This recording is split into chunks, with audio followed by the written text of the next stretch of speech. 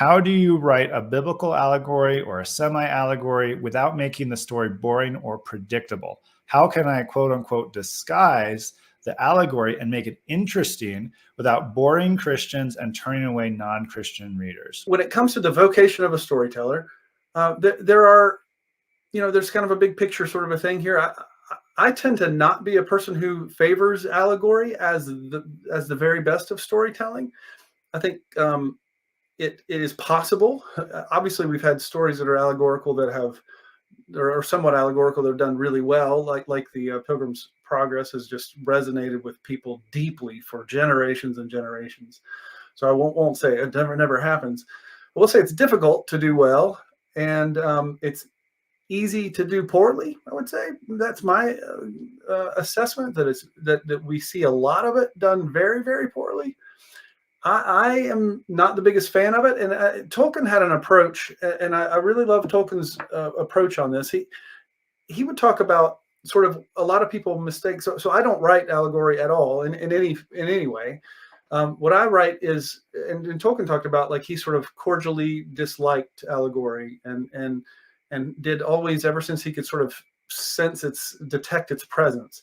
And he said what a lot of people would describe as allegory is actually application. And he said that allegory sort of resides in the purposeful domination of the reader by the author, and that the application resides in sort of the freedom of the reader. And I like that. You have a very hospitable disposition, even in your question, towards your readers. And I think Tolkien would say that maybe the best way to be hospitable and to love them is to not necessarily give them a one-for-one and sort of just try to teach them a lesson. So teaching a lesson is really nice. That is a good thing in and of itself. Preaching is really good. I think when it's good, like preaching is good. You don't always, and storytelling is good. They don't always have to overlap. And I would say maybe better when they don't, broadly, I would say.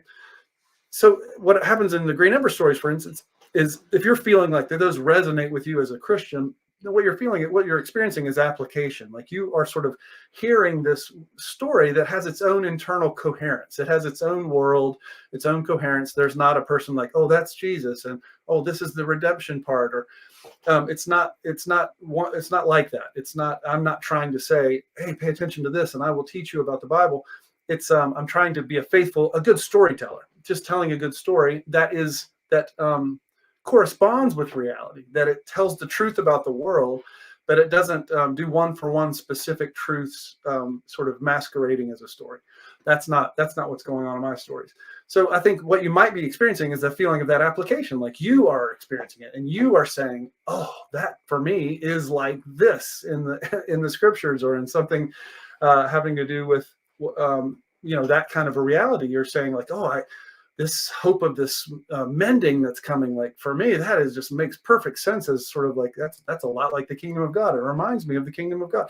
Like, that's totally fine. I did not write that as a one-for-one sort of allegory, but the application is just there. And it's all throughout my stories. And honestly, it's all throughout Tolkien. You have these resurrections in Tolkien. You have this incredible good. You have this humble king who comes and is patient and saves and heals. And I mean, there's lots of it, but none of it is an allegory. But it's a deeply Christian, and for Tolkien, who was a Roman Catholic, it's a deeply Catholic book. And I think it is. And it's really good because of that. And I actually think it's more effective in conveying reality than 99.9, but I might say 100% of the allegorical stories I've read. So a lot of young people love the truth, love the scriptures, love Jesus, and come with energy. I want to share the truth of the gospel, the truth of God's love for us, the truth of the evils of sin, whatever true things. And I want to share that in a story. I recommend at least explore the possibility of just try to tell a good story while you have the truth in your heart. And you might be surprised at how much applicability comes out. And you might not need to have what I would consider maybe a more heavy-handed weapon to that fight of saying, it's a little bit of a blunt instrument to say, like, this is one-for-one, and I have this vehicle that is storytelling, and I have this precious passenger of the truth, and I am just going to get it in there, and it actually really doesn't matter what kind of vehicle it is. The vehicle can be a crummy old beat up kind of a thing, but I'm just gonna, it's just delivering truth. So who really cares? The more important thing is the truth. That's a temptation or a challenge that a lot of allegorical writing faces. And instead, I would think of like that not only is redemption true, not only did God make the world, not only did God send his son to rescue the world, redemption is true, but also God made the world, meaning that creation is true.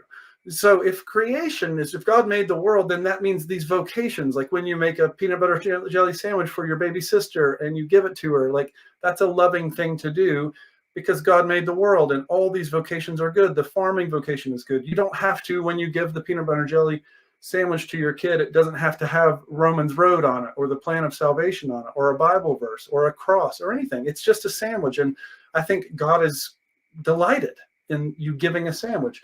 And I think it's the same when the farmer hoes the field, hoes the row and takes, shucks the corn and all that. When that happens, he doesn't have to put little verses on the corn or on the truck or anything. It's like God made the world, so it's his. You don't have to pretend like it's not his already. It is his. So storytelling is a good vocation in and of itself. And you can tell stories. Don't lie. Don't deceive. Don't violate your conscience, but tell good stories. It's our stuff. The peanut butter and jelly is our stuff. Motherhood, sisterhood, brotherhood, fatherhood, that's our stuff. That's God's stuff.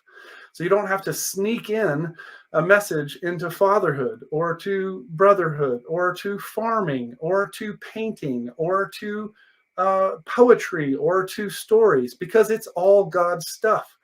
So you can be faithful like Mozart and write the best, ever opera. And it doesn't have to be the Passion. It can be, and people do that, and it's great, but it doesn't have to be.